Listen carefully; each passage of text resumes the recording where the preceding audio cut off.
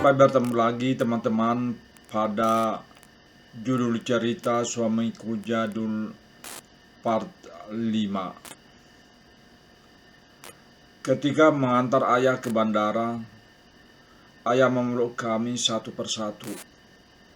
Beliau menangis seperti mau pisah selamanya saja, padahal hanya umroh. Tugas ayah selesai. Kalian semua sudah berumah tangga. Yang rukun ya. Anak-anakku jangan saling iri, kata ayah. Memang ketika aku belum menikah, ayah seperti merasa masih ada beban. Setiap jumpa selalu ditanya kapan nikah. Aku memang terlambat nikah. Bukan karena nggak laku, tapi memang nggak ada yang mau. Entah kenapa, setiap aku menjalin hubungan dengan seseorang itu selalu kandas sebelum ke pelaminan, sampai akhirnya aku lelah sendiri, pasrah menunggu nasib. Siapa sangka di usia 32 tahun bertemu jodoh usia 36 tahun. Tajir pula. Setelah ayah berangkat, kami semua kembali ke rumah masing-masing. Tinggal adikku yang paling bungsu tinggal di rumah orang tua. Kami 6 bersaudara, 3 laki-laki dan 3 perempuan. Anak pertama laki-laki, baru yang kedua perempuan, baru aku, dan 3 adikku, 2 laki-laki dan 1 perempuan. Mereka semua sudah punya anak, tinggal aku yang belum. Bang, aku pengen pulang ke kampung abang, kataku di suatu sore. Saat itu suami sedang membuat bangku dari kayu. Memang begitu suamiku ini, ada saja yang dia kerjakan. Buat kandang ayam, buat kursi, buat meja, bahkan dia buat lemari untuk kami. Gak ada enaknya kampung dek, adek gak tahan. Rumah terdekat jauhnya 100 meter. Lembu banyak berkeliaran.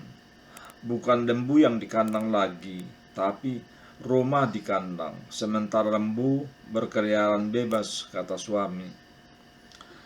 Aku justru makin penasaran dengan kampungnya. Seperti apa kira-kira peternakan lembu 200 ekor. Abang punya kebun sawit ya, tanya aku lagi.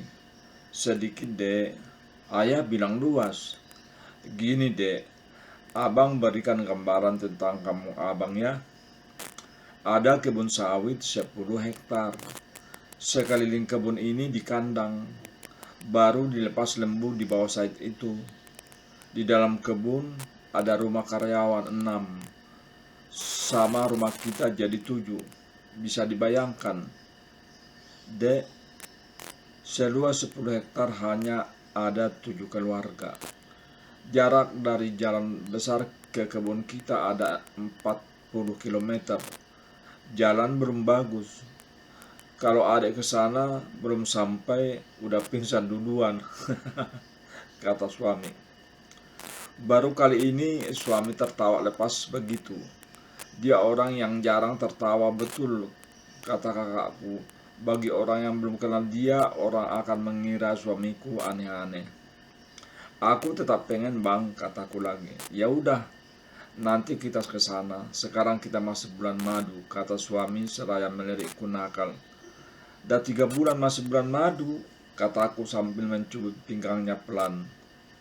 Iya dek, sebenarnya ingin selamanya bulan madu. Sudah lelah abang yang kerja itu 20 tahun sudah.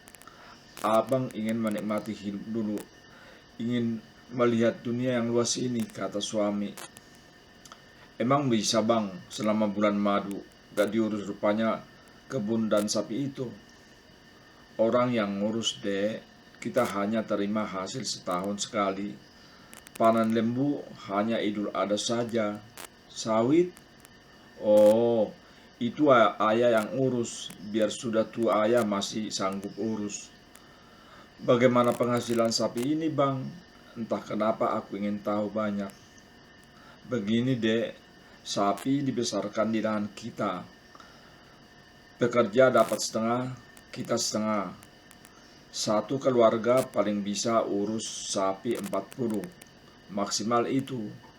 Bila sapinya beranak bagi 2. Penghasilannya berapa setahun? Tergantung dek. Satu sapi betina beranak 1 kali dalam 1 tahun. Kita memakai 2 sistem, penggemukan dan pembibitan. Bila penggemukan, sapi bakalan dibeli dan dibesarkan di lahan sawit itu. Setelah 1 tahun baru dijual. Keuntungan dari satu sapi penggemukan kira-kira 10 juta 1 tahun, tergantung sapinya. Bagi 2 sama bekerja, jadi kita dapat 5 juta. Selama ini abang yang kerjakan sendiri. Sekarang abang sudah lelah, ingin menikmati hidup. Capek kawinkan sapi terus. Begitu kira-kira ceritanya untuk suamiku Jalul yang kelima. Mari sama-sama kita tunggu dengan cerita selanjutnya suamiku Jadul part yang ke-6. Sampai bertemu.